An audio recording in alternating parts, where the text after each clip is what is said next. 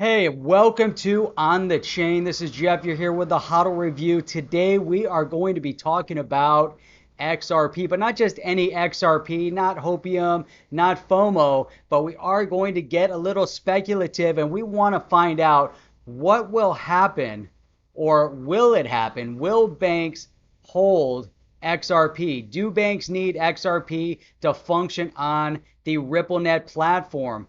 That's the conversation topic of today. I hope you guys like it because there's really so much to talk about, and I hope to get some feedback from you. If you like today's video, make sure you give it a thumbs up, hit that subscribe button down below, and we're going to start right now.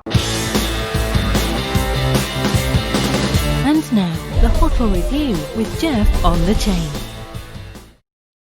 Bam, and we are back. So what were we going to talk about today? Oh, that's right. Will banks hold XRP for liquidity and rapid settlement?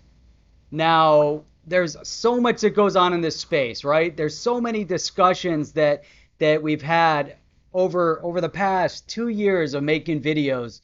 Myself, Chip, many others that are talking about digital assets, that are talking about XRP, they're talking about blockchain, whatever it might be. But what if Ripple actually wants banks to hold XRP and to close their Nostro Vostro accounts, or to seamlessly transition over to XRP instead of Nostro Vostro accounts in other banks, to actually hold that money in an XRP account and only needing one account instead of accounts all over the world and all of these Nostro accounts all over the place? Now, we already know that federal banks are actually allowed to custody digital assets, right? That was one of the big changes that just came out through some guidance here through OCC.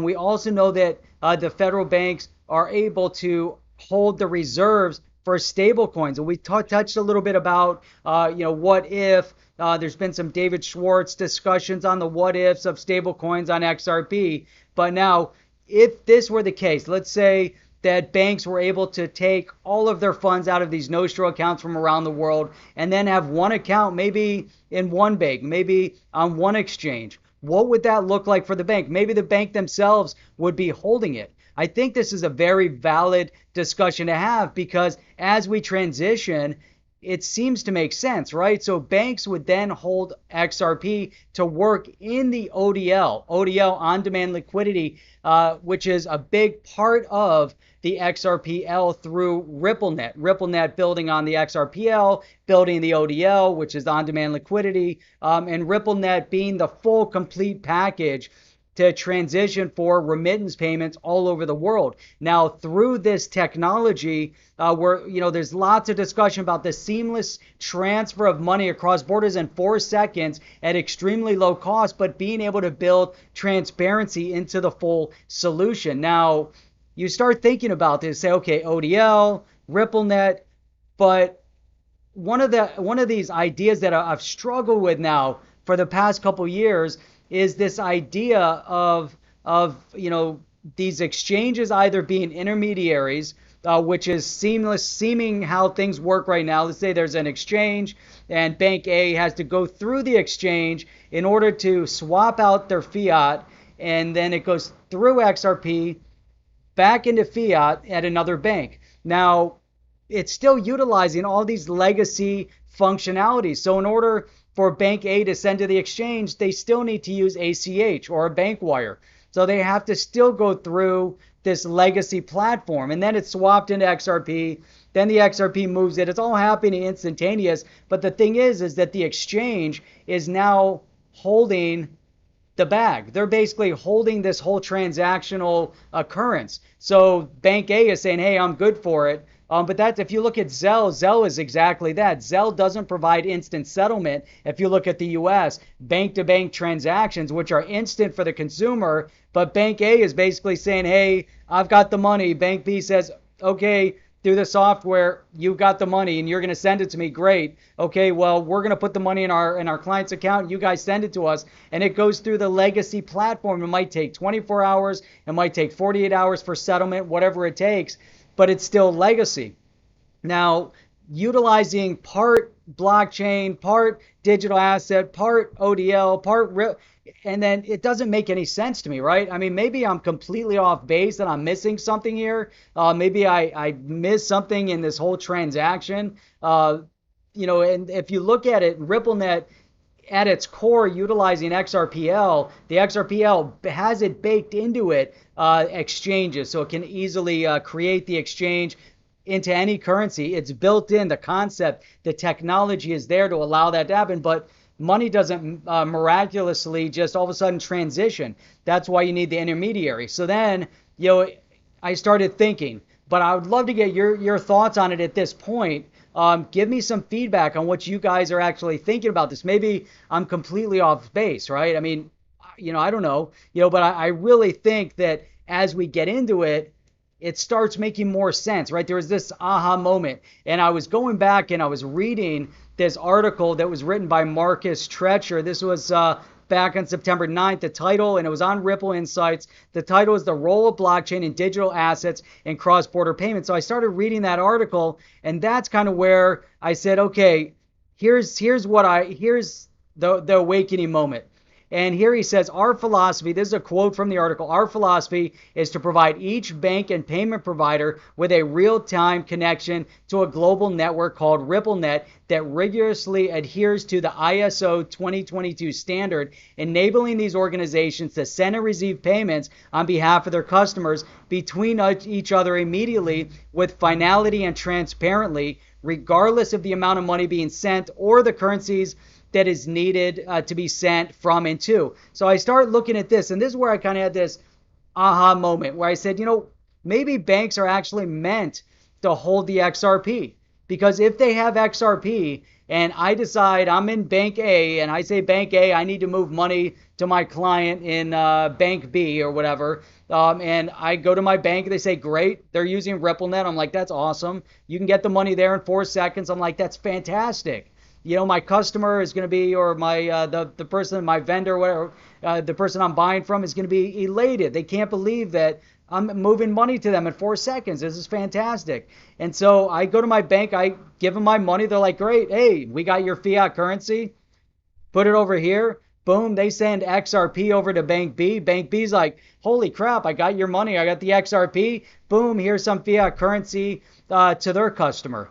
And I'm sending it in dollars, and the person I'm working with is over in the UK and they want pounds, or they're in Europe, they want euro, wherever they are, and boom, it just happened. Boom, just like that, 4 seconds. But as you look at this solution, there's no ACH, there's no bank wire, there's no intermediary. You don't need an exchange to make this happen, because the bank right now, as we speak, as we stand, they have Nostro and Vostro accounts to manage this kind of a solution. So if I had to do it, my bank would be like, okay, in order for me to settle, you give me dollars. I've got millions of dollars tied up at the Bank of England, and that's where we have to transition it over into pounds. So my Nostro account over there, the Nostro Vostro account, it's going to now transition it over. Nostro meaning our account, Vostro meaning your account. Different terminologies for the same account depending on which bank you're at.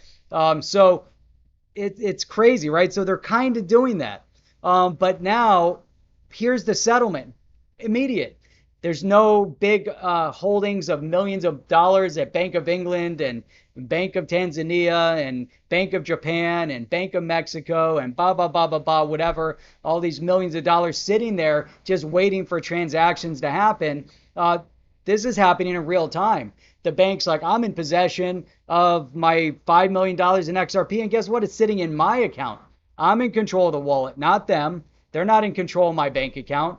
And so now the bank is able to transaction, but they're using the RippleNet solution, right? And the RippleNet solution through the ODL, which is the on-demand liquidity, which is now saying instead of doing it this way, boom, you have the on-demand liquidity, you have the XRP. And, so there's all other solutions, right? So maybe with the exchange, they're saying, okay, you can buy, but it seems like it's just that extra added step. The banks already have money in Nostro Vostro accounts. Why not give them full control over it? Give it to them in XRP. Let them have that XRP holding. That's why you need it to be stable. It has to reach a certain stability, so it can't have huge fluctuations like you have in Bitcoin or in Ethereum or whatever, where the big movements, it has to be micro movements. Even if it's a percent, it's still 23 cents, 24 cents, 30 cents. Maybe eventually it goes up to $1. Then maybe it's $5, maybe 10. I don't know where it's going to go, but let's say it's 1,000. I don't know. It all over the map. But no matter what, it has to have stability, because they're going to either hold it, or someone is going to have to hold it. Someone's taking the risk. Someone's taking the gamble. So it makes more sense based on reading that statement that that's what it's all about. That it is the banks that should be, holding the XRP digital asset. I mean, it just makes sense to me. So what if? I need your comments. I need your feedback. Let me know what you guys think about that.